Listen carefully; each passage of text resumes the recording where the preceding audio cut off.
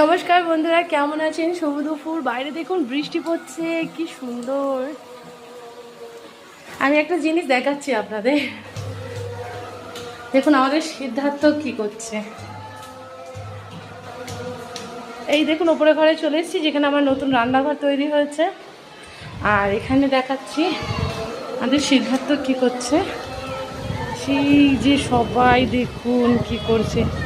এই যে নীল জামা নীল জুতো পরে আমার সিদ্ধার্থ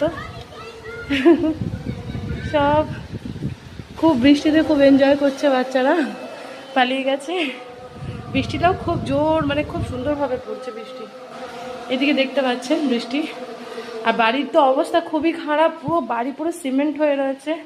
মানে কি বলবো, সিমেন্ট পরিষ্কার করতে করতে আমি পাগল হয়ে যাচ্ছি। এই দেখুন, এই দেখুন, দেখুন এখানে টেবিলের কি অবস্থা।